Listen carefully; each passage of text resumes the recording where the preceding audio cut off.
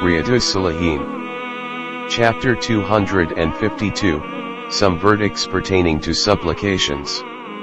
Usama bin Zayd, may Allah be pleased with them, reported, the Messenger of Allah peace be upon him said, he who is favored by another and says to his benefactor, Jazakallah khairan, may Allah reward you well, indeed praised the benefactor satisfactorily.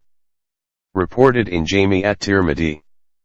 Commentary: if one is unable to return someone's kindness with kindness, he should say, Jazakallahu khairan, may Allah reward you well.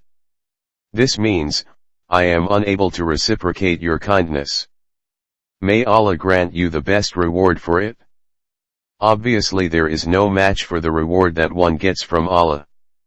For this reason the Prophet peace be upon him said that it was the best of the praise for a benefactor.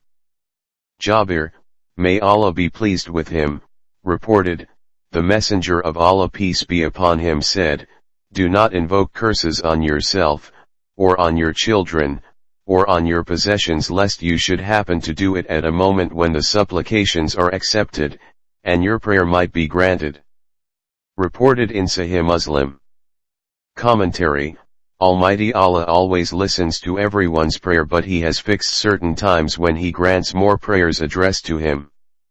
Therefore, one should never curse oneself or one's own children or one's own business, etc., lest this is done at the time when prayers are accepted by Allah and then one has to regret it all his life.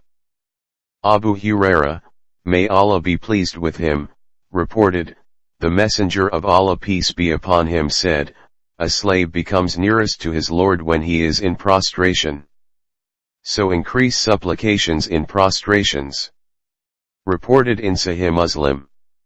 Commentary: this hadith points out the excellence of supplicating while prostrating in salat, as one gets closer to Allah in this position.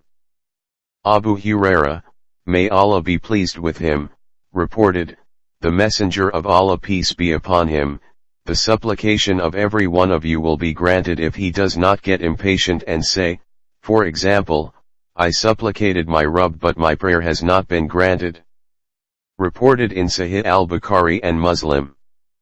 The narration of Muslim is, the supplication of a slave continues to be granted as long as he does not supplicate for a sinful thing, or for something that would cut off the ties of kinship, and he does not grow impatient. It was said, O Messenger of Allah, what does growing impatient mean? He peace be upon him said, it is one saying, I supplicated again and again but I do not think that my prayer will be answered. Then he becomes frustrated, in such circumstances, and gives up supplication altogether. Commentary: we learn from this hadith that one should continue beseeching Allah without ever thinking that in spite of praying for a long time, his prayer has not been granted. One should never allow frustration to overcome in his mind. If a person's supplication is not granted for a long time, there would be certainly some good for him in that delay, the reason of which is known to Allah alone. It is, therefore, essential that he should never cease to pray whether his prayer is granted or not. Persistence in prayer is certainly beneficial to him. Abu Umama, may Allah be pleased with him, reported, the Messenger of Allah peace be upon him was asked, at what time does the supplication find the greatest response? He peace be upon him replied, a supplication made during the middle of the last part of the night, and after the conclusion of the obligatory prayers. Reported in Jami at-Tirmidhi. Commentary: al-akhir is the characteristic of Jawf and in the present context it means the late hours of night. Jawf can also mean here middle, that is in the later half of the night. In other words, if the night is divided between two equal parts then it, Jawf, would be the middle of the second part. In either case it is the time of the night which in other ahadith has been termed as the third part of the night. It is the time when Almighty Allah comes to descend on the sky of this world. Prayers are also granted by Allah after the obligatory salat.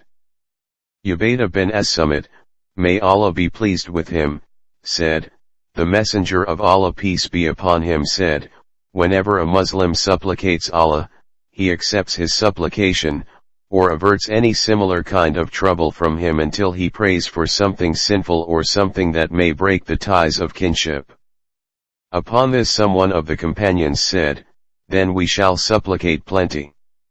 The Messenger of Allah peace be upon him said, Allah is more plentiful in responding. Reported in Jami at-Tirmidhi. Commentary: we learn from this hadith that prayer, supplication, is beneficial to us in any case, because Almighty Allah either grants the prayer we make, or if the supplication is not being accepted, He removes some future trouble that was destined for us, or He grants us in full in the hereafter. A Muslim should never feel shy of praying to Allah. In fact, he should persistently pray because there is no end to his treasures. Ibn Abbas, may Allah be pleased with them, said, the Messenger of Allah peace be upon him used to say when he was in distress, none has the right to be worshipped but Allah the incomparably great, the compassionate. None has the right to be worshipped but Allah the Lord of the mighty throne. None has the right to be worshipped but Allah the Lord of the heavens, the Lord of the earth, and the Lord of the honorable throne. Reported in Sahih al-Bukhari and Muslim.